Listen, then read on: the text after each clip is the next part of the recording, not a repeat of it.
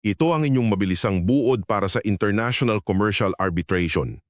Sa ilalim ng RA 9285, ito yung proseso kung saan ang mga nagkakaroon ng sigalot sa negosyo ay gumagawa ng sarili nilang pribadong sistema ng paghatol. Dahil bakit ka nga ba makikipagsapalaran sa magulo at mabagal na korte ng ibang bansa kung pwede naman kayo mismo ang gumawa ng patakaran, di ba? Una, malaya kayong pumili kung ilan ang arbitrator ninyo, kadalasang 3 yan, pati na rin yung proseso ng pagpili nila. Ngayon, paano kung hindi kayo magkakasundo? Otomatikong papasok ang Pangulo ng IBP para magtalaga nito para sa inyo. Kumbaga, para lang kayong pumimili ng sarili ninyong referee bago magsimula ang laro, para sigurado talaga ang magkabilang panig na patas ang laban at walang pinapanigan. Ikalawa, ngayong may referee na tayo, gaano ba talaga kalawak ang kapangyarihan nila?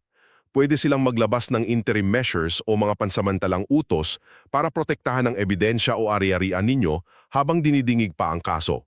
Teka, baka itanong nyo, pwede bang husgaan ng tribunal ang sarili nilang kapangyarihan? Ang sagot dyan ay isang malaking oo at ginagawa ito para hindi maantala ang proseso ng isang partidong ayaw humarap.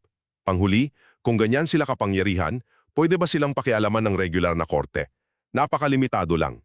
Pwede lang ibasura ng korte ang desisyon nila sa ilalim ng mabigat na dailan tulad ng pandaraya o korupsyon.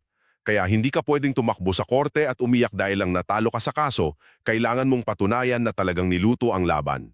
Sa madaling salita, ang arbitration ang pinakamabisang sandata ninyo sa negosyo para makamit ang isang mabilis, pribado at pinal na resolusyon.